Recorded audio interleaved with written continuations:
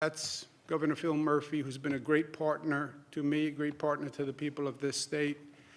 Governor Ned Lamont, also in Connecticut, has been a great partner. We've done a lot of great work as a region, which is very unusual. You know, those lines between states often become walls, not with Governor Murphy and not with Governor Lamont. We're working together, and we're going to work cooperatively with New Jersey because they have a real problem. California's ticking up. Michigan's ticking up. Florida is even ticking up. Massachusetts, but no one is anywhere near where we are, right? 83,000 compared to 18. Number of deaths, 1,900, up from 1,550. That number will continue to go up. That is people who have been on ventilators for a period of time. If you go on a ventilator, there's roughly only a 20% chance that you will come off the ventilator. The longer you're on the ventilator, the lower the chance you come off. We're still looking for a curve. We're still looking to see where we hit the plateau. Total number of new hospitalized. Again, you see the number goes up and down, but the overall trajectory of the number is up. Change in ICU admissions, bounce here, bounce there, but the overall number is still up. Change in intubations, same thing. The line is basically a line that is going up. Change in number of discharged, line is going up. Why? More people going in, more people treated, more people coming out. Everyone asks the same questions, and they're all good questions. When is this going to be over? What happens? How does it end?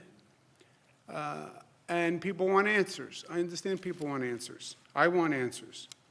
But the answer is nobody knows for sure. Anyone who goes on cable TV and says, or network TV and says, this is what is going to happen, it's not true. Nobody knows what's going to happen. And I understand the need for closure, the need for control. We're at a place we've never been before. We're out of control. I need to know, I need to know. Nobody can tell you. What you do know are facts. And, you know, facts are funny things. What you're now getting are subjective facts. People who are optimists want to interpret it one way. People who are pessimists want to interpret the other way. People who bring their own subjective agenda tend to interpret the numbers a different way. For me, facts are facts. And the facts that we offer the people of this state and the people of this country, they're not pessimistic facts or optimistic facts. They're not interpreted facts. They are just the best information we have as of this time. And I think that is empowering and in some ways relaxing. As I've mentioned to you who've worked with me, I say to my team all the time, I'm interested in your opinion, but I'm interested in your opinion second. I'm interested in the facts first. And give me the facts unjaded by your opinion. Because once a person has an opinion or once a person wants a certain outcome, and they look at the facts through that filter, then you can interpret facts differently. Just give me the straight facts. Sergeant Joe Friday, just the facts, ma'am, just the facts. No opinion.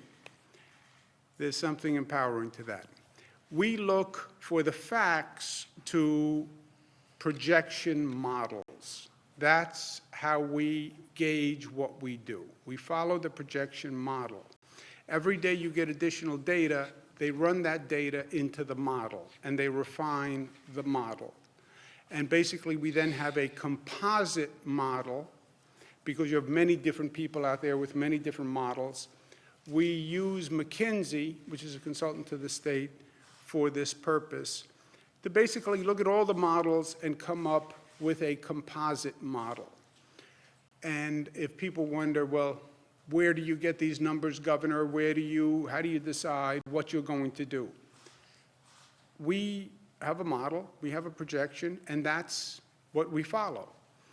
The current model, and the model, by the way, even more maddening, the model changes the more data that comes in, because they started with assumptions and presumptions, and then the more data that comes in either affirms or discounts their presumptions that they started with. So they refine the model over time, and the model changes, and the numbers change. But what we're looking at now is the apex, top of the curve, roughly at the end of April, which means another month of this. The apex, the recent number is you could need 110,000 COVID beds. What does that mean? Beds for COVID people, as opposed to other people who are in the hospitals for other reasons. 37,000 ventilators. That is our current model. That model is based on minimum or minimal impact from social distancing. Meaning what? One of the great variables is how effective is the social distancing? Are people doing it? Are they complying with it? And to what extent and how effective is it? Nobody knows that answer. So they do different projections depending on how well social distancing works, how well people comply with it, and then how effective it is. Minimal social distancing impact is where we get the 110,000, 37,000 ventilators. High compliance with social distancing, you still have 75,000 COVID beds as opposed to 110, you're 25,000 ventilators, okay? So when I keep pushing for high compliance on social distancing, it's because high compliance on social distancing will reduce the number. This is what they began talking about, flatten the curve, flatten the curve, flatten the curve with social distancing. This says, this is the difference between high compliance with social distancing and less compliance. If you have high compliance, you're down to 75,000 COVID beds, 25,000 ventilators. Less, it goes up to 110 and 37. Interestingly, both are looking at the same point of apex. It's just a lower apex. Both models say you apex at the end of April, just lower, a lower need at that apex. And that is what we want, because this all comes down to, at the apex, can your hospital system manage the volume of people coming into the hospital system? That's all this is about at the final analysis. Now, there are also different models out there based on different presumptions. People studied China, people studied Wuhan. Well, if you have the same compliance that you had in Wuhan. Wuhan basically just locked up society. I don't even know that if the federal government enacted the Wuhan model that the American people would comply. We have a totally different social structure, governmental structure.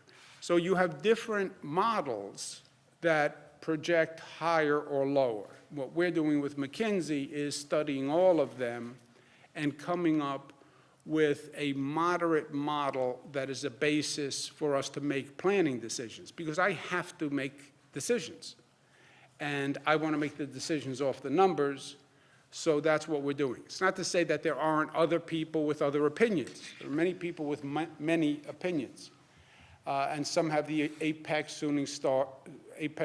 happening sooner, some have the apex happening later. You can find people who believe the apex will come in 7 days. You can have people who say the apex won't come for 6 weeks. You have that kind of range. You have a broad range on the number of beds. You have a broad range on the number of ventilators.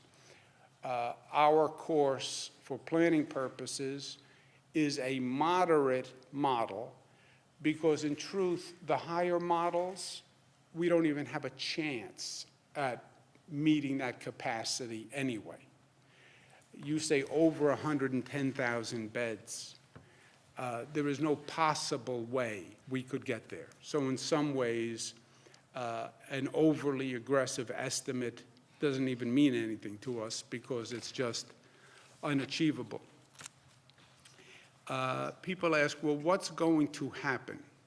And Dr. Fauci said yesterday or the day before, the days blend together, estimated 100,000 Americans may pass away. Some people have said 100 to 200,000 Americans may pass away before this is over. When is it over? When you achieve what they call herd immunity. How do you say 100 to 200? That's a broad range. Well, it goes back to the other point. Nobody really knows. But 100 to 200, you're saying a significant amount of people lose their lives. There is a group that is funded by the Gates Foundation, thank you very much, Bill Gates, that projects 93,000 Americans will lose their life by the time this is over. That model suggests 16,000 New Yorkers will pass away by the time this runs its course. My guess is, so when Dr. Fauci says 100,000, there are models out there that make these types of projections. And what would that mean to New York? That would mean about 16,000. Frankly, that would mean that New York is only 16% roughly of the number of deaths. I don't even understand that, since New York is so much higher right now. But what that does say to the rest of the nation is, this is not just New York. If you believe these numbers, 16,000 deaths